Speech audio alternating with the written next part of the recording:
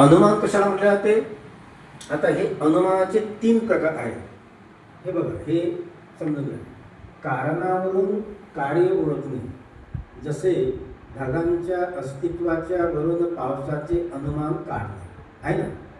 दुसरं आहे की कार्यावरून कारण ओळखणे, जसे दरीतून वाहणाऱ्या ओहोळाला पूर आल्यावरून डोंगरावर पाऊस पडत असल्याचे अनुमान काढणे.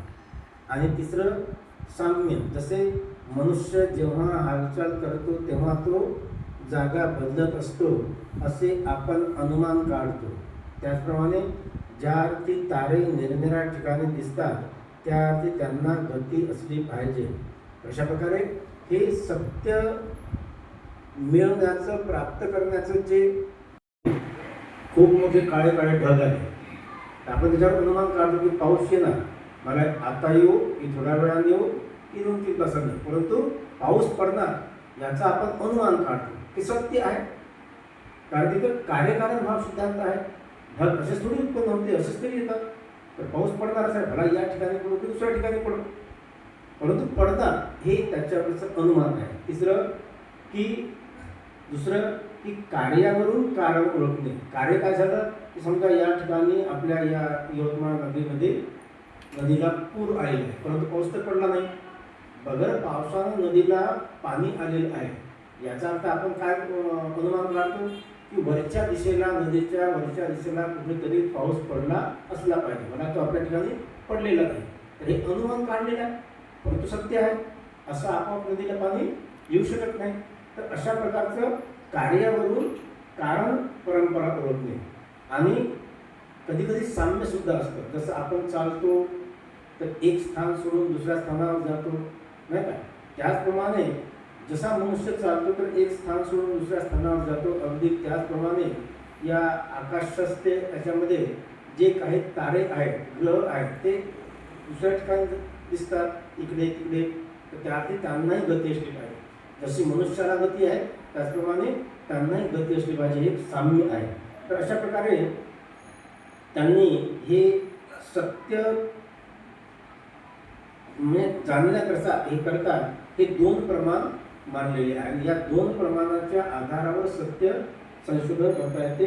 इथं काल्पनिक गोष्टीला अजिबात स्थान नाही, किंवा एखाद्या पुस्तकामध्ये लिहिलेलं आहे म्हणून त्याच्यावर विश्वास ठेवायचा नाही, किंवा एखाद्या व्यक्तीचं प्रवचन आहे म्हणूनही नाही. तर तो अनुभव आपण घेतला पाहिजे. जर प्रत्यक्ष अनुभव आपण जेव्हा ध्यान करतो, रोज आपण 10 मिनिट ध्यान करतो, तर सत्याचंच तर ध्यान करतो ना, कल्पनेचं ध्यान करतो ना? नाही. आनापान आहे, आनापान करतो याचा अर्थ श्वासाला महत्त्व देतो, श्वासाचं ध्यान करतो, येणाऱ्या जाणाऱ्या श्वासाला जाणण्याचा प्रयत्न करतो.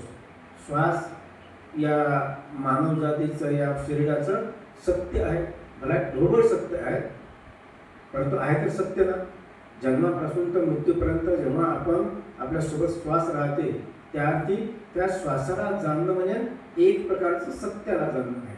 आणि अशाच प्रकारे जाणत केवळ आणि केवळ श्वासाला जाणण्याचं काम करत असताना आपलं जे भटकणारं मन आहे ते भटकणारं मन एकाग्र होते. कारण मनाची जी भटकंती आहे ती थांबून जाते किंवा हळूहळू कमी होते. विचारांच्या भटकण्यामध्ये नाही, पण विचारांना मनाला एकाग्र करण्यामध्ये आहे. कारण जसं जसं मन एकाग्र होईल तसे त्याच्या मनातील जे कलुषित भाव आहे किंवा एक प्रकारचा विकार आहे ते हळूहळू दूर होईल आणि त्याला सुख मिळेल, समाधी सुख लाभेल. तर हे सत्य आहे. हे जर बुद्धीच्या स्तरावर किंवा एखाद्या पुस्तकात लिहिलं आहे म्हणून आपण चालता बोलताना चिंतन केलं तर ते कल्पना होईल, आहे ना. श्वास ध्यानाचं आलंबन बनवण्याचं आणखीन एक कारण आहे की श्वासाचा आणि विकाराचा घनिष्ठ संबंध आहे. जेवढा घनिष्ठ संबंध आहे की जसंही आपल्या मनामध्ये दुर्भावना, द्वेषभावना किंवा विकार उत्पन्न झाले तसंच श्वास आपली नैसर्गिक स्थिती चेंज करतो, बदलतो, जरा तेज होतो, क्रोधानंतर बघा तेज होतो. हा अनुभव आहे. अनुभव आहे म्हणून आपला ते आलंबन आपण घेतो, असंच नाही. तर अशा प्रकारे प्रत्यक्ष अनुभव आणि हे अनुमान. आता हे जे अनुमान आहेत 3 प्रकारचे, एक आहे हेही कार्यकारण भावाचा नियम आहे. कुठल्याही प्रकारे काल्पनिक गोष्टीला मान्य असं नाही, परंतु जर अशा पद्धतीचं कारण घडलं असेल तर असा परिणाम उत्पन्न होईल.